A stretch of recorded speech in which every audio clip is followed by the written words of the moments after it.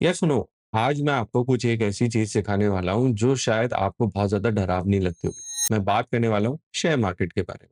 अब share market बहुत सारे लोगों के लिए या तो डरावना कॉन्सेप्ट है या फिर एक ऐसी अनचार्टेड टेरिटरी है, जिसमें बहुत सारे लोगों ने शायद आज तक कभी पैसा नहीं लगाया होगा।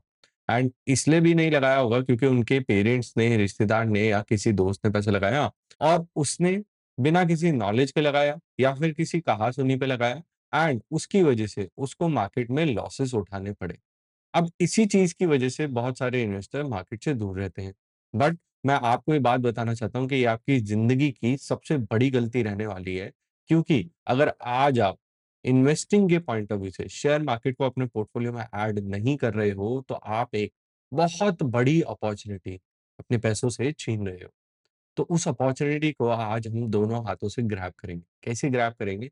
मैं इस पूरे कोर्स के अंदर आपको स्टेप बाय स्टेप समझाऊँगा। 8 ऐसे मॉड्यूल कवर करूँगा, जिससे आपको स्टॉक मार्केट इन्वेस्टिंग कैसे करनी है, वो तो समझ में आ ही जाएगी एंड साथ ही साथ कैसे सही डिसीजंस लेते हैं, कैसे रिस्क से बचते हैं, कैसे रिटर्न्स बनाते हैं, इन सारी चीज़ों की भी काफ़ी हद तक क्लैरिटी हो जाएगी। तो इस कोर्स को बिना स्किप करे एंड तक पूरा देख लेना, क्योंकि अगर आप एक भी कॉन्सेप्ट मिस करने की कोशिश करोगे, तो शायद आप अपने पैसे के ऊपर बहुत बड़ी गलती कर सकते हो। हम इन 8 मॉड्यूल्स में आपको प्रॉपर एक कॉम्प्रिहेंसिव लर्निंग देने वाले हैं, जिसमें हम रिटर्न्स के बारे में बात करेंगे, रिस्क के बारे में बात करेंगे, शेयर मार्केट कैसे काम करता है, उस चीज़ को भी समझेंगे एंड साथ ही साथ शेयर्स कैसे चुनते हैं, कितना पैसा लगाते हैं, इन चीज़ों को भी काफ़ी हद तक डिटेल में कवर करेंगे। तो एक-एक करके जैसे मैं आपके लिए मॉड्यूल्स को कंप्लीट करता जाऊँगा, आपके पैसों के ऊपर आपको कॉन्फिडेंस और क्लैरिटी, ये दोनों चीज़ें काफ़ी हद तक मिलती रहेंगी। अब शेयर मार्केट में पैसा लगाते टाइम जितना रिटर्न बनाना ईज़ी है, उससे कहीं ज़्यादा ईज़ी आपका शेयर मार्केट में लॉस कराना है। मैं 3 एग्ज़ाम्पल लेके आपको इस बात को समझाता हूँ। सबसे पहले बात करते हैं विप्रो के बारे में। विप्रो के अंदर 1990s के अंदर अगर किसी ने ₹10,000 इन्वेस्ट करे होते, तो आज के उसकी इन्वेस्टमेंट वैल्यू 700 करोड़ रुपए से भी ज़्यादा होती। अब एक दूसरा एग्ज़ाम्पल जो कुछ रीसेंट टाइम का है, जहाँ पर आप आइशर मोटर के अंदर देखोगे, अगर आपने 2006 के अंदर ₹10,000 इन्वेस्ट करे होते, तो ₹26 का शेयर बढ़ के आज 7300 तक पहुँच गया है और आपका जो टोटल रिटर्न रहा है, वो 280 टाइम्स से भी ज़्यादा रहा है। ये एक ऐसा माइंड ब्लोइंग रिटर्न है, जिसकी वज़ह से बहुत सारे इन्वेस्टर मार्केट के अंदर शेयर बाज़ार की परफ़ॉर्मेंस को देख के आते हैं। बट ये कुछ गिनी-चुनी ही स्टोरीज़ हैं। ऐसी ही कुछ स्टोरीज़ मैं आपको नेगेटिव साइड पे भी सुनाना चाहता हूँ, जहाँ पर आप सत्यम या येस बैंक जैसे केसेस को देख सकते हो, जिसमें अगर इन्वेस्टर ने गलत टाइम पे एंट्री ली होती, तो उसमें काफ़ी सारे इन्वेस्टर्स की 90 टू 80% वेल्थ गायब हो गई होती। अगर आपने 10 लाख रुपए लगाए होते, तो शायद आज आपके पास 80 से 90 हज़ार रुपए ही बचते। तो मार्केट में ये बात समझना बहुत ज़्यादा ज़रूरी है कि इन्वेस्टमेंट कभी भी आँख बंद करके नहीं की जा सकती। मार्केट में हमेशा चीज़ों को समझ के, फंडामेंटल स्टडी करके, कौन से टाइम पे पैसा डालना चाहिए, नहीं डालना चाहिए, इस बात को समझ के ही इन्वेस्टमेंट की जानी चाहिए। चलिए, तो अब समझना ज़रूरी है कि शेयर मार्केट काम कैसे करता है, यहाँ पर कौन से इन्वेस्टर अपना पैसा लेकर आते हैं और क्या आप एक्सपेक्ट करके चल सकते हो। इसको मैं एक बहुत ही सिंपल एग्ज़ाम्पल से आपको समझाने वाला हूँ। सबसे पहले हम अज़्यूम करते हैं कि एक बिज़नेस ओनर है जिसका नाम राहुल है। अब ये इंसान अपनी चाय की दुकान चलाता है और उसके लिए अब मल्टीपल स्टोर्स को ओपन करना चाहता है। लेट्स सपोज़ आप चाय हाउस या फिर चाय सुट्टा बार जैसे एग्ज़ाम्पल्स को समझ सकते हो। यहाँ पर इस इन्वेस्टर को अपने बिज़नेस को एक्सपैंड करने के लिए 50 करोड़ रुपए की रिक्वायरमेंट है। बट सबसे बड़ी प्रॉब्लम ये आती है कि जब भी हम एक स्मॉल बिज़नेस ओनर बैंक से लोन लेने जाता है, तो बैंक लोन लेने से मना कर देता है।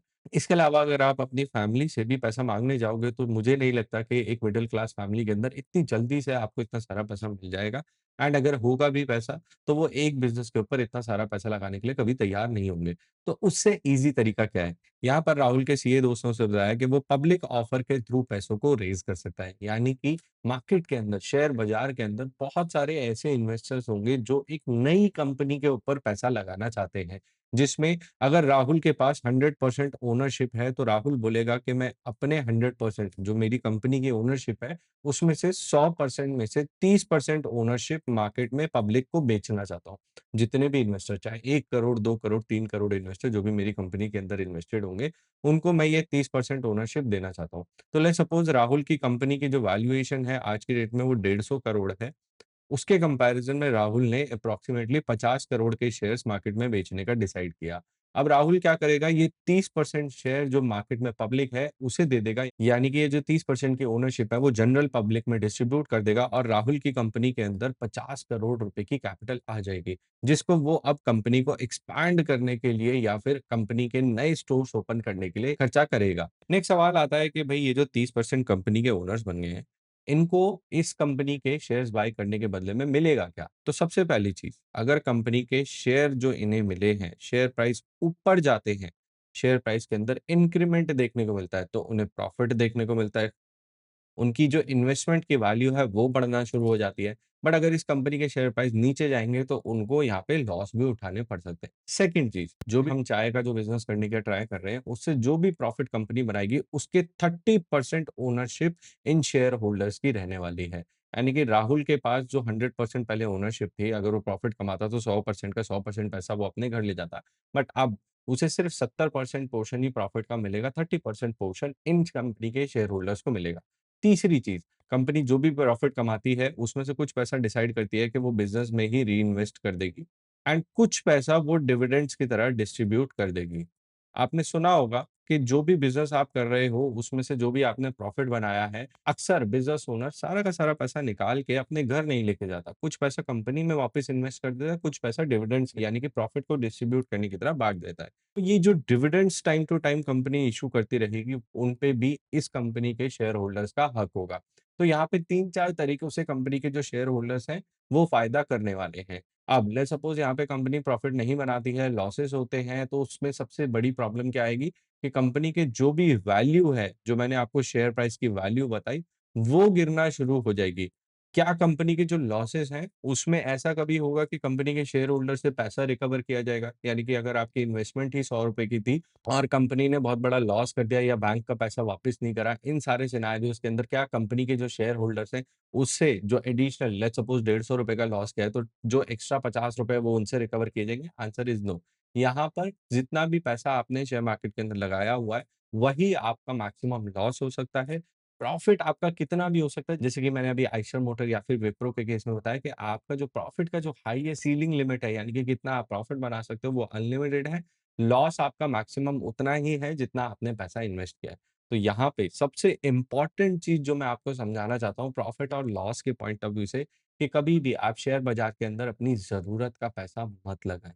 यानी कि जो भी आपको रिक्वायरमेंट है शॉर्ट टर्म पीरियड के अंदर, क्योंकि हो सकता है कि कंपनी शॉर्ट टर्म पीरियड में आपको लॉस करा रही हो। तो उस रीज़न की वज़ह से आपको हमेशा लॉन्ग टर्म इन्वेस्टिंग वाला पैसा 10 से 15 साल, 20 साल वाला ही पैसा शेयर बाज़ार के अंदर लगाना है। नेक्स्ट बात आती है कि अगर कंपनी के शेयर होल्डर्स ने लेट्स सपोज़ आज 2026 के अंदर पैसे को इन्वेस्ट करने का डिसाइड किया और ₹100 की शेयर प्राइस के ऊपर कंपनी के होल्डर ने 1 लाख शेयर बाय कर लिए। तो इस इन्वेस्टर के पास 1 करोड़ की इन्वेस्टमेंट हो गई। अब 2027 आया और इस टाइम पीरियड पे इन्वेस्टर ने बोला कि मुझे इस कंपनी की जो भी होल्डिंग है, जो भी शेयर है, उसको बेच के निकलना है। तो उस केस में कंपनी का शेयर होल्डर क्या करेगा कि वो बॉम्बे स्टॉक एक्सचेंज या फिर नेशनल स्टॉक एक्सचेंज अपनी ब्रोकर के ऐप में जाएगा, ये ब्रोकर कौन-कौन से रहने वाले हैं, कैसे आप इनको सेलेक्ट करते हो, उस चीज़ के ऊपर भी मैं डिटेल में बात करूँगा। बट बॉम्बे स्टॉक एक्सचेंज और नेशनल स्टॉक एक्सचेंज के ऊपर आप ऑर्डर डालोगे, जो भी करंट प्राइस होगा, यानी कि मार्केट में जो भी शेयर प्राइस चल रहा होगा, लेट्स सपोज़ ये ₹100 का शेयर प्राइस बढ़ के ₹120 हो गया है। अब आपके पास 1 लाख शेयर की जो वैल्यू है, वो 1 करोड़ 20 लाख रुपए हो गई है। तो आप 120 लाख की वैल्यू यानी कि 1 करोड़ 20 लाख वाली वैल्यू को बेच के बॉम्बे स्टॉक एक्सचेंज जहाँ पर कोई और बायर खड़ा हो, क्योंकि आप सेलर हो तो एक और बायर खड़ा होगा, उसको आप बेच के अपनी होल्डिंग निकाल सकते हो।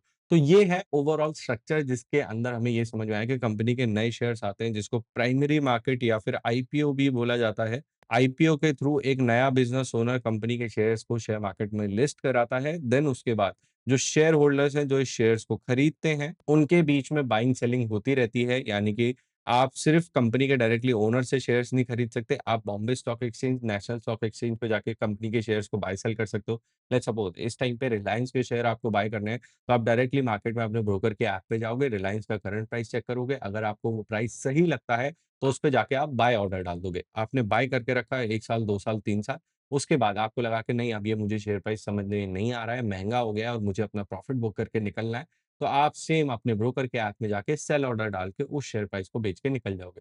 तो 2 तरीके से बाय करने के तरीके हैं। सबसे पहला है प्राइमरी मार्केट जिसको आईपीओ मार्केट भी बोला जाता है। दूसरा है सेकेंडरी मार्केट जिसको शेयर ट्रेडिंग मार्केट भी बोला जाता है। ये था ओवरऑल डिस्कशन कि किस तरीके से शेयर मार्केट काम करता है। अब बात करते हैं शेयर मार्केट में इन्वेस्ट करने के रिस्क के बारे में, क्योंकि रिस्क नहीं समझोगे तो आप हमेशा गलत तरीके के डिसीजंस के चक्कर में फँस जाओगे। मार्केट में 3 तरीके के रिस्क देखे जाते हैं। सबसे पहला है कंपनी स्पेसिफिक रिस्क, जिसको बोलते हैं कि अगर कंपनी में कोई भी गड़बड़ियाँ चल रही है, उसकी वजह से कई बार कंपनीज़ के शेयर प्राइस नीचे आते हैं। तो इससे बचने का तरीका क्या है? आप किसी भी कंपनी के बारे में इंडिविजुअली रिसर्च कर सकते हो, उसको समझ सकते हो, बट सबसे बेस्ट तरीका यहाँ पे है कि आप कंपनी को डाइवर्सिफ़ाई करके चलो। लेट्स सपोज़ आप किसी बैंक के अंदर पैसा लगा रहे हो, बैंक के अंदर इन्वेस्ट करना चाहते हो, तो किसी भी एक बैंक के अंदर अपनी इन्वेस्टमेंट मत करो। लेट्स सपोज़ आपके पास एचडीएफसी, कोटक, एसबीआई, आईसीआईसीआई। आप यहाँ पे डिसाइड करके चल सकते हो कि इन चारों में से कौन-सा बैंक आपको सबसे अच्छा लग रहा है, तो उसके अंदर थोड़ा-सा ज़्यादा एलोकेशन ज़्यादा रख लिया। लेट्स सपोज़ आपको एचडीएफसी पसंद आ रहा है, उसमें ज़्यादा पैसा लगा दिया। बट अगर आपको एसबीआई और आईसीआईसीआई पसंद नहीं आ रहा है, फिर भी इसके अंदर थोड़ा बहुत इन्वेस्टमेंट आप करके रखो। लेट्स सपोज़ आप ₹100 इन्वेस्ट करना चाहते हो, तो ₹100 में से ₹80 आपने एचडीएफसी और कोटक को अलॉट कर दिए और ₹20 एसबीआई और आईसीआईसीआई को अलॉट कर दिए। इससे होगा ये कि आप किसी भी इंडिविजुअल इन्वेस्टमेंट के पोर्टफोलियो को बनाते टाइम, बैंकिंग सेक्टर के अंदर इन्वेस्ट करते टाइम किसी एक कंपनी के रिस्क में नहीं फँसोगे। कई बार इन्वेस्टर बोलते हैं कि हमें कॉन्सन्ट्रेटेड पोर्टफोलियो बनाना चाहिए, ज़्यादा रिटर्न बनाने के लिए, कम रिस्क को कम करने के लिए, बट ऐसा ज़रूरी नहीं है। हम एक रिटेल इन्वेस्टर होने के साथ-साथ अपनी इन्फॉर्मेशन काफ़ी ज़्यादा लिमिटेड रखते हैं, जिसकी वजह से हम कॉन्सन्ट्रेटेड बेट्स अगर ज़्यादा लेंगे, किसी एक कंपनी के अंदर ही अपना पैसा ज़्यादा लगाएँगे, तो उस टाइम पे ऐसा हो सकता है कि उस कंपनी के किसी गड़बड़ी की वजह से आपका पैसा काफ़ी तेज़ी से नीचे आ जाए। इसको मैं एक सिंपल एग्ज़ाम्पल के साथ समझाता हूँ। अगर आपने पिछले 5 साल के अंदर सिर्फ़ एचडीएफसी बैंक के अंदर अपना पैसा इन्वेस्ट करके रखा होता, तो आपका पैसा अभी तक काफ़ी ज़्यादा तेज़ी से ग्रो नहीं हुआ होता। वहीं अगर आपने एचडीएफसी, एसबीआई और आईसीआईसीआई इन तीनों बैंक्स के अंदर अपना पैसा लगाया होता, तो आईसीआईसीआई और एसबीआई की गुड परफ़ॉर्मेंस के चलते, बैंकिंग सेक्टर की ग्रोथ के चलते, आपका पैसा एक डिसेंट अमाउंट, एक अच्छे सीएजीआर के साथ ग्रो कर रहा होता। तो इस तरीके से आपको कंपनी स्पेसिफिक रिस्क से बचना है, आपको पैसे को थोड़ा-सा डाइवर्सिफ़ाई करके चलना है। नेक्स्ट जो रिस्क आता है जिसको बोलते हैं मार्केट रिस्क। यहाँ पर जनरली मार्केट एक तरफ़ा गिरता है जिसके अंदर कोई इंटरनल या फिर एक्सटर्नल रीज़न की वज़ह से मार्केट गिरता है। एग्जाम्पल के लिए समझते हैं, सबसे पहले बात करते हैं एक्सटर्नल रीज़न के बारे में, जिसमें सबसे जो प्रोमिनेंट अभी एक्सटर्नल रीज़न चल रहा है, वो है ईरान, इज़राइल और यूएसए का वॉर, रशिया, यूक्रेन का वॉर एंड इज़राइल और हमास जैसे कॉन्फ्लिक्ट जो चल रहे हैं। इन सारे रीज़न्स की वज़ह से जब ऑयल प्राइसेज़ ऊपर जाते हैं, गोल्ड के प्राइसेज़ बढ़ जाते हैं, करेंसी डेप्रिशिएट होती है, इन सारे रीज़न्स की वज़ह से मार्केट फॉल करता है। तो इसको बोलते हैं मार्केट स्पेसिफिक रिस्क। इसका किसी एक कंपनी या किसी एक सेक्टर से कुछ लेना-देना नहीं है। ये जनरली ओवरऑल मार्केट को इम्पैक्ट करता है। तो क्या इस तरीके के रिस्क से बचा जा सकता है शॉर्ट टर्म में? Answer is no. हम में से कोई भी इस तरीके की मार्केट कंडीशंस को प्रेडिक्ट नहीं कर सकता, जिससे हमें ये पता चल सके कि आने वाले टाइम में कब वॉर आएगा, कब कोविड-19 जैसे क्रैश आएँगे, कब डिमोनेटाइजेशन हो जाएगा। ये सारी चीज़ें कभी भी प्रेडिक्ट नहीं की जा सकती, बट अगर आप लॉन्ग टर्म के लिए इन्वेस्टेड हो, आपका मार्केट के अंदर एक लॉन्ग टर्म कन्विक्शन बना हुआ है, आपको अच्छी ग्रोथ रेट आती हुई दिख रही है, जीडीपी अच्छा है, इन्फ्लेशन भी कंट्रोल में है। इन सारी चीज़ों के चलते अगर आप लॉन्ग टर्म इन्वेस्टेड हो, तो आपको मार्केट में रिकवरी देखने को मिलती है, जिसके चलते आप इस मार्केट रिस्क से भी बच के निकल जाओगे। लास्ट सबसे ज़्यादा इम्पोर्टेंट है बिहेवियर रिस्क।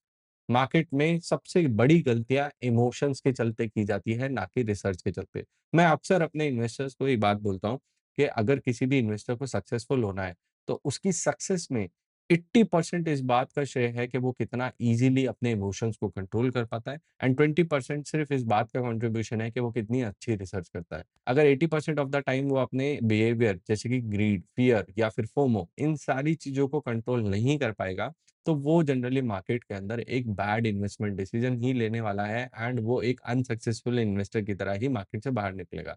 तो इसी रीज़न की वज़ह से आपको अपना बिहेवियर रिस्क भी काफ़ी हद तक कंट्रोल करके चलना है। आप इसको कैसे कंट्रोल कर सकते हो? सबसे पहले अपने रूल्स को डिसाइड करो। आपको ये डिसाइड करना है कि आप कितने परसेंट तक का लॉस अपने पोर्टफोलियो के ऊपर देखने वाले हो। फॉर एग्ज़ाम्पल आपने ₹1,00,000 इन्वेस्ट करे हैं और आपने ये डिसाइड कर लिया कि मार्केट चाहे कैसे भी जाए, बट मैं 10,000 से ज़्यादा का लॉस अपने पोर्टफोलियो के ऊपर नहीं देख सकता। जैसे ही 10,000 का लॉस आएगा, मैं उस लॉस को बुक करके मार्केट से बाहर चला जाऊँगा और मैं तब तक मार्केट से बाहर रहूँगा जब तक मुझे एक नई फ्रेश अपॉर्च्युनिटी मार्केट में देखने को नहीं मिलती है। सेकंड चीज़, इन चीज़ों को आप टेक्निकल इंडिकेटर्स की मदद से भी डिसाइड कर सकते हो। फॉर एग्ज़ाम्पल आपने बोला कि मैं 50 डे मूविंग एवरेज की मदद से अपनी एंट्री और एग्ज़िट्स को डिसाइड करूँगा सिवाय इसके कि मार्केट में किस तरीके की न्यूज़ चल रही है, मेरे दोस्त ने कौन-सा स्टॉक आके बता दिया है या फिर मेरे रिश्तेदार किस तरीके से अपने जो प्रॉफिटेबल होल्डिंग्स हैं, उनके बारे में लगातार बात किए जा रहे हैं। आपको रूल्स को फॉलो करना बहुत ज़्यादा ज़रूरी है। अपनी एंट्री और एग्ज़िट स्ट्रैटेजी के लिए बाकी सारे टाइम पे आपको पेशेंटली वेट करना है, अपने सिस्टम पे ट्रस्ट करना है। ये सिस्टम कैसे बनता है, फंडामेंटल्स क्या होते हैं, ये मूविंग एवरेज, ये सपोर्ट, ये रेजिस्टेंस क्या होती है, वो मैं आने वाले टाइम पे अपने चैनल में डिटेल में कवर करूँगा। तो आप इस चैनल को अभी के अभी सब्सक्राइब कर लो। नेक्स्ट आगे बात करते हैं 2 तरीके के इन्वेस्टर्स के बारे में। सबसे पहले हम बात करेंगे एक ब्लाइंड इन्वेस्टर जो सिर्फ़ कहा-सुनी के ऊपर पैसा लगाता है, अपनी रिसर्च खुद से नहीं करता है। जनरली ये इन्वेस्टर टिप्स सुन के अपनी मार्केट के अंदर इन्वेस्टमेंट करता है एंड घबरा के मार्केट से निकल जाता है। यानी कि आपने किसी की कहा-सुनी पे अपना पैसा लगाया और उसकी ही रिसर्च जो शायद पूरी नहीं भी होगी, उसके ऊपर अपना पैसा इन्वेस्ट कर दिया। बट जैसे ही मार्केट के अंदर क्रैश आया, फॉल आया, उस टाइम पे आपके पास वो इन्वेस्टर अवेलेबल नहीं था या आपको अब उसके ऊपर उतना कॉन्फिडेंस नहीं रहा, तो आपने डिसाइड किया कि अब ये मेरे लिए इन्वेस्टमेंट सही नहीं है और आपने मार्केट से घबरा के बाहर निकल गया। तो इस तरीके के इन्वेस्टर आपको नहीं बनना है। आपको एक इन्फॉर्म्ड इन्वेस्टर बनना है, जो कि सबसे पहली चीज़ कंपनीज़ को समझता है। हर एक कंपनी जिसके ऊपर पैसा लगा रहा है, उसके बिज़नेस की एक डिसेंट अंडरस्टैंडिंग रखता है। किन फैक्टर्स की वज़ह से वो कंपनी का बिज़नेस अच्छा प्रॉफिट बना के देगा। कब वो अच्छा परफ़ॉर्म नहीं करेगा और अगर अच्छा परफ़ॉर्म नहीं कर रहा है, तो क्या ये लॉन्ग टर्म का सिनेरियो है या फिर ये शॉर्ट टर्म में रिकवर हो जाएगा? क्योंकि जब-जब आप मार्केट में पैसा लगाते हो, बिना नॉलेज के पैसा लगाते हो, तो आप हमेशा गलती करके ही बाहर निकलते हो। सेकंड, आपको अपने पोर्टफोलियो के अंदर रिस्क मैनेज करके चलना है। जैसे कि मैंने बताया, आपको पोर्टफोलियो डाइवर्सिफ़ाई करके चलना है। अगर आप बैंकिंग सेक्टर पे अच्छा बिलीव कर रहे हो, तो उसमें 2-3 कंपनीज़ को सेलेक्ट करो। अगर आपको लगता है कि इस टाइम पे मल्टीपल सेक्टर्स के अंदर पैसा लगाना सही है, जैसे कि आईटी, बैंकिंग, फार्मा, ऑटो ये सारे सेक्टर, तो इनको अलग-अलग कंपनीज़ को आप अपने पोर्टफोलियो के अंदर इंक्लूड करेंगे। कभी भी अपने पोर्टफोलियो को छोटा ना बनाएँ। छोटे से छोटा पोर्टफोलियो बनाने के चक्कर में 1-2 स्टॉक्स के अंदर पैसा लगा के जल्दी से रिटर्न बनाने के चक्कर में अपने पैसे को रिस्क पे, अननेसेसरी रिस्क पे ना डालें। कोशिश करें कि 10 से 15 कंपनीज़ या 20 कंपनीज़ के आस-पास अपने पोर्टफोलियो को बनाएँ। एक कंपनी के अंदर 5 से 3% की एलोकेशन एटलीस्ट रखें। कम नहीं रखनी क्योंकि उसमें भी ज़्यादा मज़ा नहीं आएगा। अगर उसने रिटर्न बना भी दिया तो आपको ज़्यादा प्रॉफिट नहीं दिखेगा एंड बहुत ज़्यादा भी नहीं रखनी 10 से 15% की एलोकेशन एक कंपनी के अंदर आपको इनिशियल डेज़ के अंदर नहीं रखनी, जिससे अगर वो कंपनी एकदम से नीचे गिरी तो आपका पूरा पोर्टफोलियो काफ़ी हद तक लॉसेस की तरफ चला जाएगा। तो डाइवर्सिफिकेशन अच्छे से फॉलो करनी है। चलिए तो अब बात करते हैं किसी भी पोर्टफोलियो के रिटर्न्स के बारे में। यहाँ पर मैंने 3-4 एग्ज़ाम्पल्स लिए हैं। अब ये आपस में बहुत ज़्यादा कंपैरेबल नहीं है, बट ये समझाना ज़रूरी है कि आपका जो ऑन एन एवरेज सीएजीआर आपके पास निकल के आ रहा है, जो रिटर्न्स आपके पास निकल के आ रहे हैं, उससे आपका पैसा कितने टाइम पीरियड में डबल होने वाला है। सबसे पहले अगर मैं बात करूँ एफडीज़ के बारे में, तो एफडीज़ में आप देख सकते हो 6 से 7% का एनुअल रिटर्न हमें देखने को मिलता है। इस चीज़ के चलते जो एफडीज़ हैं, वो 10 साल के अंदर आपके पैसे को डबल करके देती हैं। वहीं जो गोल्ड और रियल एस्टेट है, उसके अंदर 8 से 10% का ऑन एन एवरेज आपको रिटर्न देखने को मिल जाएगा। किसी रियल एस्टेट के केस में आपको बहुत ज़्यादा रिटर्न्स भी देखने को मिल जाएँगे। कभी गोल्ड होता है जो बहुत एग्रेसिव रिटर्न भी बना देता है, फॉर एग्ज़ाम्पल 11 से 12% तक भी चला जाता है। तो ये भी एक डिसेंट एसेट क्लास है।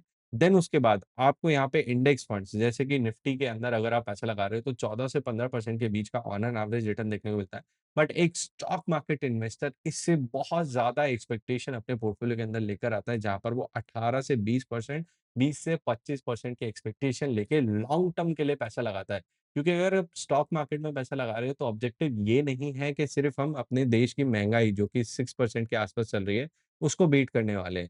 वो तो हमें इन सारे एसेट क्लास जैसे कि real estate, gold, index fund या फिर म्यूचुअल फंड्स, इनके अंदर तो देखने को मिल ही जाती है। बट अगर कोई स्टॉक मार्केट के अंदर अपना पैसा लगाने के बारे में सोच रहा है, तो उसकी एक्सपेक्टेशन ये है कि वो 20 से 25 साल के टाइम होराइज़न के अंदर एक अच्छा सीएजीआर यानी कि 20% से ज़्यादा का सीएजीआर अपने पोर्टफोलियो के ऊपर जनरेट कर पाए। मल्टी बैगर कंपनीज़ को सेलेक्ट कर पाए। तो इसी पूरे ऑब्जेक्टिव को फुलफिल करते हुए मैं इस कोर्स को आपके लिए बना रहा हूँ, जिससे आपके पास एक बेसिक नॉलेज तैयार हो जाए और आप अपनी स्टॉक मार्केट की जर्नी को स्टार्ट करने के लिए कॉन्फिडेंट फील करें। नाउ आगे बढ़ते हैं और बात करते हैं कि आपको स्टॉक मार्केट में इन्वेस्ट करने के लिए कितने पैसों की ज़रूरत है। सबसे पहले मैं यहाँ पे कुछ कॉमन प्रॉब्लम्स ठीक करना चाहता हूँ, जिसकी वजह से आप वो गलती ना करें जो यहाँ पे बहुत सारे इन्वेस्टर करते हुए दिखते हैं और अपने पैसे को ओवरनाइट या फिर 1 हफ्ते के टाइम पीरियड में वाइप ऑफ होता हुआ देखते हैं। तो उसके लिए मैं बात करना चाहता हूँ सबसे पहले कि इन्वेस्टर यहाँ पे अपने पैसे को पहले बड़ा करने की कोशिश करता है एंड देन उसके बाद डिसाइड करता है कि मैं अपने पैसे को इन्वेस्ट करूँगा। फॉर एग्ज़ाम्पल आपने डिसाइड किया कि मैं 5 लाख रुपए सबसे पहले जोड़ूँगा एंड देन उसके बाद जाके स्टॉक मार्केट के अंदर इन्वेस्टिंग जर्नी स्टार्ट करूँगा। ऐसा बिल्कुल भी नहीं है। आप स्टॉक मार्केट में ₹500 से भी अपनी इन्वेस्टमेंट जर्नी स्टार्ट कर सकते हो, जिससे आपको कम कैपिटल के ऊपर ये सीखने को मिले कि स्टॉक मार्केट बिहेव कैसे करता है, कैसे इन्वेस्टिंग की जाती है, कैसे प्राइसेस समझे जाते हैं और कैसे कंपनीज़ को स्टडी किया जाता है। आपको बहुत बड़ी कैपिटल से स्टार्ट करने की ज़रूरत नहीं है। अगर आप बड़ी कैपिटल से स्टार्ट करोगे तो शायद आप तब भी वही गलतियाँ कर रहे होगे जो इस ₹500 की कैपिटल पे करने वाले हो। तो कम कैपिटल से इन्वेस्ट करके सीखना शुरू करो और जैसे कैपिटल बड़े ही हो जाए, तो उस टाइम पे एक अच्छे इन्फॉर्म्ड डिसीजंस को लो। नेक्स्ट बात करते हैं, सैलरी बढ़ जाएगी तब इन्वेस्ट करना शुरू करेंगे। बहुत सारे टाइम पे इन्वेस्टर्स को लगता है कि हमें बड़ा पोर्टफोलियो बनाने के लिए, एक डाइवर्सिफाइड पोर्टफोलियो बनाने के लिए बहुत सारी कैपिटल की रिक्वायरमेंट है। लेट्स सपोज़ मुझे 10 से 15,000 रुपए चाहिए, तब जाके मैं 5 से 6 कंपनीज़ के पोर्टफोलियो के अंदर इन्वेस्ट कर पाऊँगा। यहाँ पर भी एक बहुत ही सिंपल सा सॉल्यूशन मार्केट में अवेलेबल है जिसका नाम है निफ्टी बीस, यानी कि ईटीएफ, एक्सचेंज ट्रेडेड फंड्स, जिसके अंदर आप 200 से 300 रुपए की यूनिट को परचेज़ करके अपनी इन्वेस्टिंग जर्नी स्टार्ट कर सकते हो। इसमें होगा क्या कि निफ्टी 50 की जो भी 50 कंपनीज़ हैं, उसके अंदर आपके इस 200 से 300 रुपए के पोर्टफोलियो को, इन्वेस्टमेंट को लगाया जाएगा और अलग-अलग कंपनीज़ के अंदर इन्वेस्ट किया जाएगा। तो अगेन यहाँ पर भी आपको किसी एक कंपनी के बारे में परेशान होने की ज़रूरत नहीं है एंड आपको बहुत बड़ी अमाउंट का कलेक्ट होने का वेट करने की भी ज़रूरत नहीं है। आपको एक प्रॉपर 50 कंपनीज़ का डाइवर्सिफाइड पोर्टफोलियो देखने को मिल रहा है एंड आपको स्टॉक मार्केट कैसे बिहेव करती है, वो समझने को मिल रहा है। नेक्स्ट बात करते हैं कि मैं तो अभी स्टूडेंट हूँ और बाद में इन्वेस्टिंग जर्नी स्टार्ट करूँगा। अगर कोई मुझसे पूछेगा कि बेस्ट टाइम क्या है इन्वेस्टमेंट जर्नी स्टार्ट करने का, मैं बोलूँगा जब आपके पास लैपटॉप आ जाए, जब आपके पास इंटरनेट आ जाए और जब आपको समझने की, सीखने की एक भूख जग जाए, तो उस टाइम पीरियड पे आपको स्टॉक मार्केट के अंदर आ जाना चाहिए। हमारे एजुकेशन सिस्टम का फेलियर ही यही है कि हमें money, investing, stock markets in सारी चीज़ों के बारे में जल्दी नहीं बताया जाता।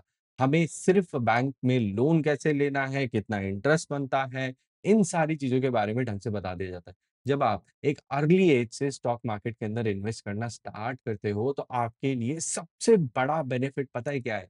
आपके पास टाइम है। आप जितना जल्दी स्टार्ट करोगे, उतना ज़्यादा टाइम आपके पास अवेलेबल है। मेरे से अगर कोई बोलता कि मैं किस टाइम पे स्टॉक मार्केट स्टार्ट करना चाहता हूँ, ऑल्दो मैंने अपनी फर्स्ट जॉब लगने के बाद जब मुझे पता चला कि स्टॉक मार्केट एक्सिस्ट करता है, तब मैंने इन्वेस्ट करना शुरू करा। बट अगर आज कोई मुझसे पूछेगा, तो मैं बोलूँगा मेरे पास जब कॉलेज में ही लैपटॉप था, तो मैं उसी टाइम से अपनी जर्नी स्टार्ट करना चाहता था। भले ही मैं अपने पेरेंट्स के नाम पे अपना अकाउंट ओपन करा था, भले ही मैं ₹1000 से अपनी इन्वेस्टमेंट जर्नी स्टार्ट करता, बट मैं अपनी इन्वेस्टमेंट जर्नी स्टार्ट करता ताकि मेरे पास ये 20 साल का जो टाइम पीरियड है, वो 20 की एज से शुरू होके 40 पे खत्म हो जाता। या फिर 25 की एज से शुरू होके 45 पे खत्म हो जाता और 40 टू 45 की एज में मैं एक बहुत ही अच्छे कॉर्पस के साथ अपनी इन्वेस्टमेंट को एन्जॉय कर पाता। ये है सबसे बड़ा मिथ जिसको तोड़ना बहुत ज़्यादा ज़रूरी है। आपको वेट करने की ज़रूरत नहीं है, आपको जल्दी से जल्दी अपनी लर्निंग स्टार्ट करने की ज़रूरत है एंड कोशिश करिए कि आप कुछ ना कुछ अमाउंट इन्वेस्ट करके स्टार्ट ज़रूर करें। बहुत सारे टाइम पे लोगों को लगता है कि हम पेपर ट्रेडिंग करेंगे, हम मार्केट को सिर्फ़ लिख के इन्वेस्ट कर देंगे। ऐसे करने से आपको इमोशनल इंटेलिजेंस नहीं आएगी, आप इमोशनली स्ट्रॉन्ग नहीं बनोगे, तो आप हमेशा वेट ही करते रह जाओगे कि आपकी इन्वेस्टमेंट जर्नी स्टार्ट होनी है। नाउ इन सारे डिस्कशन में एक चीज़ समझना बहुत ज़्यादा ज़रूरी है कि कभी भी आपको जब भी इन्वेस्टमेंट जर्नी स्टार्ट करनी है स्टॉक मार्केट के अंदर, तो एटलीस्ट 3 से 6 महीने का जो पैसा है, वो आपको इमरजेंसी फंड के पॉइंट ऑफ व्यू से अलग उठा के रखना है। कभी भी ऐसा पैसा जो अगले 1 साल, 6 महीने, 3 महीने के अंदर आपको ज़रूरत पड़ सकती है, उसको कभी भी शेयर बाज़ार के अंदर ना लगाएँ। आप कोशिश करिए कि जो भी लॉन्ग टर्म वाला पैसा है, 5 से 10 साल, 15 साल वाला पैसा है, उसी को ही स्टॉक मार्केट के अंदर इन्वेस्ट करें। अब अगला सवाल इन्वेस्टर के दिमाग में आता है कि स्टॉक मार्केट के अंदर इन्वेस्टमेंट स्टार्ट करने के लिए बेस्ट ऐप्स कौन-सी हैं और ये प्रोसेस स्टार्ट कैसे होता है?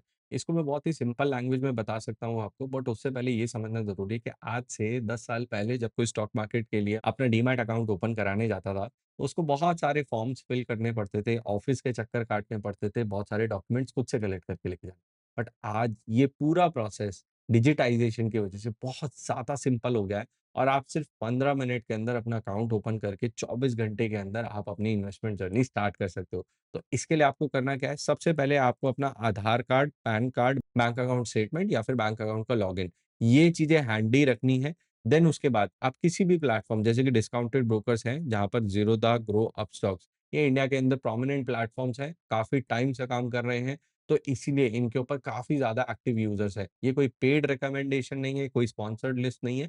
ये सिंपल जो पर्सनली मैं अपनी इन्वेस्टमेंट्स के लिए यूज़ करता हूँ, उन्हीं प्लेटफ़ॉर्म को मैंने यहाँ पे लिस्ट किया है। उन ब्रोकर की वेबसाइट्स के ऊपर जाके आपको अपने फ़ोन नंबर से ओटीपी जनरेट करके लॉगिन करना है। इन सारे अकाउंट्स की मदद से आपको एक डिजिटल प्रोसेस पूरा करना है। यानी कि यहाँ पे कोई फिज़िकल विज़िट्स की रिक्वायरमेंट नहीं है। आप अपने फ़ोन या लैपटॉप की मदद से सारे डॉक्यूमेंट्स को अपलोड करके, अपनी केवाईसी कंप्लीट करा के, अपनी वीडियो वेरिफ़िकेशन करा के, आप इस अकाउंट को सिर्फ़ 15 से 20 मिनट के टाइम पीरियड में ओपन कर सकते हो। इस चीज़ को मैंने अपने लिए किया है, अपनी वाइफ़ के लिए किया है, अपनी मदर इन लॉ, अपनी मदर और अपने फादर सबके लिए मैंने सिर्फ़ डिजिटल प्रोसेस के थ्रू ही अकाउंट्स को ओपन कराया है। अब इतने सारे अकाउंट मैंने ओपन क्यों कराए? क्योंकि बहुत सारे टाइम पे मार्केट में आईपीओज़ आते हैं और बहुत सारे अकाउंट्स की रिक्वायरमेंट रहती है, जिससे हम आईपीओज़ को अप्लाई कर सकें और हमारे आईपीओ मिलने के चांसेस बढ़ जाएँ। तो इस रीज़न की वज़ह से भी मैंने डीमैट अकाउंट ओपन कराए हैं। तो ना सिर्फ़ आप अपना डीमैट अकाउंट ओपन कराएँ, एटलीस्ट अपने पेरेंट्स या फिर अपने सिबलिंग्स का भी अकाउंट ओपन कराएँ, जिससे उन्हें भी इस तरीके के अपॉर्च्युनिटीज़ में पार्टिसिपेट करने में हेल्प मिले। लास्ट में फाइनली आपका 24 आवर्स से लेके 48 आवर्स के बीच में आपका अकाउंट एक्टिव हो जाएगा। जो भी आप बैंक्स के अंदर से पैसा निकाल के इस अकाउंट के अंदर डाल के इन्वेस्टिंग स्टार्ट करना चाहते हो। फॉर एग्ज़ाम्पल आप सिर्फ़ ₹10,000 से अपनी इन्वेस्टमेंट जर्नी स्टार्ट करना चाहते हो, तो ₹10,000 उठा के आप ब्रोकर की ऐप में मूव करोगे यूपीआई, एनईएफटी या फिर नेट बैंकिंग ट्रांज़ैक्शन के थ्रू। देन उसके बाद आप इज़िली अपने ब्रोकर की ऐप के ट्यूटोरियल्स या आप तो यूट्यूब पे जाके देख सकते हो या फिर जो आप उनकी हेल्प ऐप है उसके ऊपर भी जाके देख सकते हो। वहाँ पे जाके समझ के बाइंग सेलिंग आप स्टार्ट कर सकते हो। बाइंग सेलिंग स्टार्ट करने के लिए आपको कुछ बेसिक चीज़ें समझना ज़रूरी है, जैसे कि फंडामेंटल एनालिसिस क्या होती है, टेक्निकल एनालिसिस क्या होती है। डेफ़िनेटली इनके ऊपर भी मैं आगे डिटेल कोर्स लेकर आऊँगा। अब इस पूरी प्रोसेस के अंदर आपको एक चीज़ और समझने की ज़रूरत है कि जो अकाउंट ओपनिंग चार्जेज़ होंगे वो 200 से ₹300 के बीच में वेरी करते हैं। कई बार ये ओपनिंग चार्जेज़ या जॉइनिंग चार्जेज़ आपको फ्री दे देंगे, बट जो ब्रोकरेज होगी यानी कि बाय सेल करते टाइम जो कॉस्ट आपको लगने वाली है, जो जनरली 0.1% के आस-पास रहती है, जैसे कि डिस्काउंटेड प्लेटफ़ॉर्म्स जो मैंने आपको बताए, इनके ऊपर फ्री रहती है। जो आपको ट्रेडिशनल ब्रोकर्स देखने को मिल जाएँगे, जहाँ पे ब्रोकरेज हाई होती है, वहाँ से मैं आपको अभी इन्वेस्टमेंट जर्नी स्टार्ट करने के लिए नहीं बोलूँगा।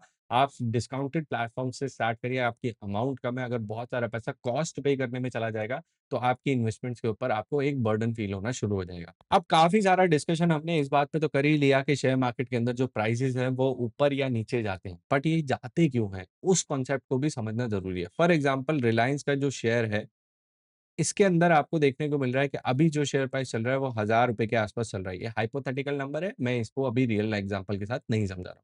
रिलायंस के शेयर के लिए जो डिमांड है वो बहुत ज़्यादा तेज़ी से बढ़ गई है। यानी कि जितने नंबर ऑफ बायर्स इस टाइम पे ज़्यादा देखने को मिल रहे हैं और सेलर्स इस टाइम पे कम देखने को मिल रहे हैं। ऐसा कब होता है? ऐसा जनरली तब होता है जब रिलायंस ने काफ़ी अच्छा प्रॉफिट पोस्ट किया है। उसके जो रिज़ल्ट्स हैं वो अच्छे आए हैं। या फिर सरकार के किसी नियम की वजह से रिलायंस को अब आगे फ्यूचर में काफ़ी ज़्यादा अच्छे से फ़ायदा होने वाला है। या फिर रिलायंस ने एक नया प्रोजेक्ट स्टार्ट किया है जिसकी वजह से उसका प्रॉफ़िट काफ़ी तेज़ी से बढ़ेगा। इन सारे सिनेरियोज़ के अंदर जो इन्वेस्टर होंगे वो बोलेंगे हमें रिलायंस के शेयर्स को बाय करना है, बट जो एक्जिस्टिंग इन्वेस्टर्स होंगे वो डिसाइड नहीं कर रहे होंगे हमें सेल नहीं करना है। जिसकी वजह से जो रिलायंस का शेयर है, ये जो बायर्स हैं वो उसके ऊपर एक्स्ट्रा पैसा देने के लिए तैयार हैं। ₹1000 की जगह वो बोलेंगे हम ₹1100 पे खरीदने के लिए तैयार हैं। तब शायद कोई सेलर मान जाए जो कि बोले कि ठीक है, मैं ₹1000 में तो बेचने के लिए तैयार नहीं था, बट 1100 मुझे अब सही लग रहा है तो मैं ₹1100 पे बेच देता हूँ। जैसे ही ये ट्रेड कंप्लीट हो जाएगा, जो शेयर प्राइस है वो ₹1000 से बढ़ के ₹1100 तक पहुँच जाएगा। देन उसके बाद सेकंड कोई शेयर होल्डर आया, उसने बोला नहीं मैं ₹1100 नहीं ₹1120 देने के लिए तैयार हूँ अगर कोई मुझे बेचना चाहता है। तो यहाँ पर भी किसी सेलर ने हामी भर ली और उसने भी ₹1120 के रेट पे शेयर ट्रेड कर लिया। अब यहाँ पर भी ₹1100 से बढ़ के जो प्राइस है वो ₹1120 चल गया। तो ओरिजिनल प्राइस ₹1000 का था, अब प्राइस चल रहा है ₹1120। तो यहाँ पे तकरीबन 12% का जंप आपको शेयर प्राइस के अंदर देखने को मिल गया। तो इस रीज़न की वजह से आपका शेयर प्राइस ऊपर जाता है। अब इसका उल्टा एग्ज़ाम्पल समझते हैं। लेट्स सपोज़ मार्केट के अंदर एक नेगेटिव न्यूज़ आई, बोला गया कि रिलायंस का एक बिज़नेस था, लेट्स सपोज़ यहाँ पे ऑयल बिज़नेस था, उसके ऊपर सरकार ने ज़्यादा टैक्सेस लगाने शुरू कर दिए और अगले 3 साल तक लगाएगा। इस न्यूज़ की वजह से रिलायंस के जो प्रॉफिट्स हैं, वो नीचे आने शुरू हो जाएँगे अगले 3 साल के लिए। तो उस टाइम पे बहुत सारे इन्वेस्टर इसको सेल करने के लिए तैयार होंगे। यानी कि अब जब प्रॉफिट कम आने वाला है, तो उस शेयर प्राइस को ज़्यादा होल्ड करके कोई लॉजिक नहीं बनता एंड यहाँ पे बायर्स भी जो होंगे, वो बहुत ही ज़्यादा कम होंगे। तो ₹1000 की जगह अब जो ये सेलर है, वो ₹980 के प्राइस पे बेचने को तैयार हो जाएगा या फिर ₹950 के प्राइस पे बेचने को तैयार हो जाएगा। यहाँ पर भी अगर कोई बायर नहीं आता है तो ₹940 के प्राइस पे अगर उसे बेचने के लिए कोई बायर आ गया, तो यहाँ पे इनका ट्रेड हो जाएगा। फॉर एग्ज़ाम्पल जो सेलर था वो ₹940 पे बेचने के लिए तैयार था और बायर ने सोचा ये तो काफ़ी सस्ता मिल रहा है ₹1000 के प्राइस से, तो इसको जाके खरीद लेते हैं। तो जैसे ही ये ट्रेड कंप्लीट होगा, शेयर प्राइस गिर के ₹1000 से गिर के ₹940 चला जाएगा। यहाँ पे कितना रिडक्शन देखने को मिल गया? हमें 6% का फॉल रिलायंस के शेयर प्राइस के अंदर देखने को मिल गया। इस तरीके से जो शेयर प्राइस है, वो ऊपर या नीचे जाते हैं। जब भी पॉज़िटिव या नेगेटिव न्यूज़ आती है, जो शेयर प्राइस को इम्पैक्ट कर सकती है, जिसके बारे में मार्केट को पहले से नहीं पता था, उस टाइम पीरियड पे शेयर प्राइस नीचे जाते हैं। अब ये सारे शेयर प्राइस किन-किन रीज़न्स की वज़ह से नीचे जा सकते हैं? जैसे कि मैंने बताया कंपनी स्पेसिफिक रिस्क यानी कि कंपनी के अंदर कुछ गड़बड़ियाँ चल रही थी, उसकी वज़ह से वो नीचे जा रहा है या कंपनी के अंदर कुछ अच्छा चल रहा है, जिसकी वज़ह से शेयर प्राइस ऊपर जा रहा है। या फिर ओवरऑल मार्केट के अंदर कोई नेगेटिव या पॉज़िटिव न्यूज़ आई है। कभी वॉर जैसी सिचुएशन बनी तो ओवरऑल मार्केट ही नीचे गिर रहा है, तो सारे शेयर प्राइस नीचे गिरना शुरू हो जाएँगे। बट अगर कोई पॉज़िटिव न्यूज़ आई, जैसे लेट्स सपोज़ इंडिया की ट्रेड डील किसी कंट्री के साथ हो गई और हमारी जो मार्केट है अब वो काफ़ी ज़्यादा एक्सपोर्ट करना शुरू कर देगी, तो उस टाइम पे भी ओवरऑल शेयर मार्केट उठना शुरू हो जाएगी और सारी कंपनीज़ के शेयर प्राइस भी उठने शुरू हो जाएँगे, जिसका इंडिविजुअल कंपनी से कोई भी लेना-देना नहीं है। बात करते हैं कि आपको कौन-सी कंपनीज़ के शेयर्स के अंदर पैसा लगाना है। ये एक ब्रीफ डिस्कशन रहने वाला है, इसके ऊपर मैं डिटेल्ड एक वीडियो भी बनाऊँगा, जिसमें मैं अलग-अलग रेशियोज़, अलग-अलग पैरामीटर्स के ऊपर बात करूँगा कि मैं जब अपनी इन्वेस्टमेंट जर्नी स्टार्ट करता हूँ, किसी भी स्टॉक को सेलेक्ट करता हूँ, तो वो पूरा प्रोसेस क्या होता है, क्या रिसर्च मैं करता हूँ, क्या फंडामेंटल और टेक्निकल चीज़ें मैं कंसिडर करता हूँ। अभी सबसे पहले बेसिक पॉइंट ऑफ व्यू से समझते हैं। सबसे पहली चीज़ जो आपको चेक करनी है कि क्या मैं उस बिज़नेस को समझता हूँ। फॉर एग्ज़ाम्पल आप आईटी कंपनी के अंदर पैसा लगा रहे हो और आप आईटी कंपनी में किसी कंसल्टेंसी कंपनी के अंदर पैसा लगा रहे हो, जैसे कि इन्फोसिस, विप्रो या टीसीएस। इसमें आपको पता है कि आज की डेट में आने वाले टाइम में एआई स्पेसिफिक लेबर की ज़रूरत पड़ने वाली है, जिनको एआई मॉडल्स या एआई सॉफ्टवेयर्स के ऊपर काम करना आता है, उस तरीके के लेबर्स या एम्प्लॉइज़ की ज़रूरत पड़ने वाली है। क्योंकि अभी बहुत सारी जो एम्प्लॉइज़ हैं, वो इस चीज़ को लेके इक्विप नहीं है। इस रीज़न की वज़ह से इस कंपनी को अभी उतने अच्छे ऑर्डर्स नहीं मिलेंगे और उसकी वज़ह से जो बिज़नेस है, वो अच्छा परफ़ॉर्म नहीं करेगा। अब ये जो पूरा छोटा-सा डिस्कशन मैंने आपके साथ किया, वो मैं आपके साथ क्यों कर पाया? क्योंकि मुझे आईटी बिज़नेस की समझ है। अगर इस तरीके की समझ आपको किसी भी पर्टिकुलर सेक्टर की, जैसे कि फार्मा, बैंकिंग, ऑटो या फिर किसी भी सेक्टर की अगर आपको इस तरीके की समझ है, तभी आप उस कंपनी के अंदर पैसा लगाएँ, वरना उस कंपनी से दूर रहें। नेक्स्ट, आपको कंपनी प्रॉफिटेबल दिख रही है या नहीं दिख रही है? बिज़नेस समझ में आता है, बट वो कंपनी प्रॉफिट ही नहीं बना के दे रही। 5 से 6 साल, 10 साल हो गए हैं और कंपनी लॉसेस पे लॉसेस कराई जा रही है। तो उस तरीके की कंपनी से भी आपको दूर रहना है। इसके बाद कंपनी के ऊपर कर्ज़ा ज़्यादा तो नहीं है, क्योंकि जैसे-जैसे कंपनी अपनी खुद की कैपिटल यानी कि जो शेयर होल्डर हैं या जो प्रमोटर हैं जिन्होंने बिज़नेस स्टार्ट किया था, वो अपना पैसा नहीं लगा रहे हैं, बैंक से लोन लिए जा रहे हैं, काफ़ी ज़्यादा लोन ले चुके हैं और प्रॉफ़िट आ नहीं रहा है और ब्याज बहुत ज़्यादा खड़ा हो गया है। ये जो फ़ॉर्मूला है वो कंपनी को डुबाने के लिए काफ़ी है, क्योंकि आप ब्याज बढ़ाते जाओगे, उसको पे करने के लिए आपके पास प्रॉफ़िट नहीं आ रहा, कैश फ्लो नहीं आ रहा, तो जो प्रमोटर है या जो ओनर है, वो तो अपना स्टेक बेच के निकल जाएगा। कंपनी के ऊपर जो लोन्स हैं, वो बैंक कंपनी के एसेट बेच के एक्वायर करेगी और जो शेयर होल्डर है, उसके हाथ में कुछ भी नहीं आएगा। तो इस तरीके भी कंपनी से आपको दूर रहना चाहिए। इसके बाद क्या मैनेजमेंट ट्रस्टवर्दी है या नहीं है? ये बहुत ही ज़्यादा सब्जेक्टिव चीज़ है, जिसमें हम किसी भी रेशो की मदद से या किसी पैरामीटर की मदद से हम ज़्यादा पता नहीं लगा सकते कि मैनेजमेंट ट्रस्टवर्दी रहने वाली है या नहीं रहने वाली है। बट हाँ, कुछ ऐसी चीज़ें हैं जिसकी मदद से हमें ये समझ में आ सकता है कि मैनेजमेंट पे ट्रस्ट किया जा सकता है या नहीं किया जा सकता। जैसे कि पास्ट में कोई फ्रॉड या स्कैंडल किसी डायरेक्टर या किसी प्रमोटर ने तो नहीं किया। इस तरीके की चीज़ें तो नहीं है। सेकंड चीज़, कितने लोग उस मैनेजमेंट के अंदर बैठे हुए हैं। उसमें से सेम फैमिली यानी कि जो एक फैमिली जिसने कंपनी को स्टार्ट किया है, क्या वही सारे उस कंपनी को चला रहे हैं या फिर कोई प्रोफेशनल, कोई एक्सटर्नल इंडिपेंडेंट डायरेक्टर कंपनी के अंदर अवेलेबल है या नहीं है? स्ट्रक्चर क्या है बोर्ड का? इस तरीके की चीज़ों से भी समझा जाता है। पास्ट में जो भी प्रॉमिसेस किसी भी मैनेजमेंट या किसी कंपनी के प्रमोटर ने किए हैं, क्या वो डिलीवर कर पाए हैं या नहीं कर पाए? तभी आपको ये पता चलेगा कि आने वाले टाइम में वो जो प्रॉमिसेस कर रहे हैं, ग्रोथ के प्रॉमिसेस कर रहे हैं, वो उसके ऊपर डिलीवर करेंगे या नहीं करेंगे। लास्ट में फाइनली आपको एक और चीज़ समझनी है व्हिच इज़ वैल्यूएशन। अगर कंपनी के शेयर प्राइसेज़ बहुत हाई लेवल्स के ऊपर चल रहे हैं, अभी प्राइस जो है वो बहुत ही ट्रिकी कॉन्सेप्ट है जिसको मैं आगे आने वाली वीडियोज़ के अंदर डिटेल में कवर करूँगा। But P ratio, PB ratio, dividend yields, ये सारी चीज़ें हमको बता देगी कि कंपनी की वैल्यूएशन महँगी चल रही है या सस्ती चल रही है। अगर महँगी चल रही है तो उस तरीके की कंपनी से अभी थोड़ा-सा दूर रहना है। अच्छी और सस्ती कंपनीज़, ये दोनों कॉम्बिनेशन आपकी इन्वेस्टमेंट के अंदर होना ज़रूरी है, तभी आपको किसी भी कंपनी के अंदर पैसा लगाना है। अब स्टॉक मार्केट की जो लर्निंग है वैसे तो वो बहुत ज़्यादा लंबी है और काफ़ी सारे इन्वेस्टर्स की लाइफ निकल जाती है स्टॉक मार्केट्स को समझने के लिए। Famous investors like Rakesh Jhunjhunwala and Warren Buffett, they have themselves said it कि मार्केट्स में इन्वेस्ट करने के लिए आप कभी भी टीचर नहीं बन सकते। हमेशा आप एक स्टूडेंट के नज़रिए से आए, मार्केट को समझिए। मार्केट अगर आपको गलत बोलती है तो आप घर जाके और पढ़ाई करिए। अगर आपको मार्केट प्रॉफिट कराती है, फ़ायदा कराती है, तो उसमें भी कोई ना कोई लर्निंग हमेशा निकालिए जिससे आपको ये पता चल सके कि जब गलत थे तो क्या गलती करी, जब सही थे तो क्या सही किया। इस तरीके की अप्रोच को लेके जब आप मार्केट में बैठते हैं, खुद से अपने आप को एक बेटर इन्वेस्टर बनाते हैं, तो काफ़ी हद तक आप मार्केट में सही डिसीजंस ले पाते हैं और प्रॉफिट करके ही मार्केट से निकलते हैं। इस पूरी चीज़ को सपोर्ट करने के लिए सबसे पहली चीज़ मैं आपको कुछ बुक्स रिकमेंड करना चाहूँगा, ये लिस्ट आप पॉज़ करके देख सकते हो। ये बुक्स पर्सनली मैंने रीड करी हैं और एक ये बेसिक इन्वेस्टिंग पीओवी को समझने के लिए, इन्वेस्टमेंट को सही तरीके से अप्रोच करने के लिए काफ़ी ज़्यादा इम्पोर्टेंट है। तो अगर आप एक रीडर हो तो डेफिनिटली इन बुक्स को कंसिडर करो। इसके अलावा कुछ इंपॉर्टेंट रूल्स आपको फॉलो करने हैं। सबसे पहली चीज़, आप 5 साल से कम के लिए मार्केट में नहीं आएँगे। अगर आपको ऐसा लगता है कि किसी भी पैसे के ऊपर आपको 5 साल में उल्टा निकालना पड़ सकता है, मार्केट से विथड्रॉ करना पड़ सकता है, प्लीज़ उस पैसे को पहले इन्वेस्ट ही ना करें। सेकंड चीज़, किसी भी टिप्स से आपको दूर रहना है, खुद रिसर्च करनी है। आपके दोस्त, रिश्तेदार या फिर कोई गुरु आपको मार्केट में बैठ के ये समझाने की कोशिश कर रहा है कि आप इस स्टॉक के ऊपर आँख बंद करके पैसा लगा दो, प्रॉफिट बन जाएगा, ऐसा कभी भी नहीं होता है। अगर आप उस बिज़नेस को खुद से नहीं समझते हैं, उसके अप्स एंड डाउन्स को खुद से एनालाइज़ नहीं कर पाते हैं, वैल्यूएशन सस्ती है या महँगी है, इन सारी बातों को कंसिडर नहीं कर पाते हैं, तो आपको कभी भी उस इन्वेस्टमेंट के ऊपर कॉन्फिडेंस नहीं आएगा। एंड अगर शॉर्ट टर्म में वो एकदम से नीचे गिर गई, तो जो आपका गुरु है, उसको तो सारे लॉजिक्स पता होंगे, बट आपको क्योंकि सारे लॉजिक्स नहीं पता, तो आप लॉस करके मार्केट से बाहर हो जाओगे। इस तरीके के इन्वेस्टमेंट प्रोसेस से भी बचें। इसके बाद जब भी आप इन्वेस्टिंग कर रहे हो, तो अपने इमोशंस को कंट्रोल करना है। कोशिश करिए कि आप जो भी डिसीजन बाय या सेल का लेने की कोशिश कर रहे हैं, उसमें किसी तरीके के इमोशनल डिसीजन को ना लें।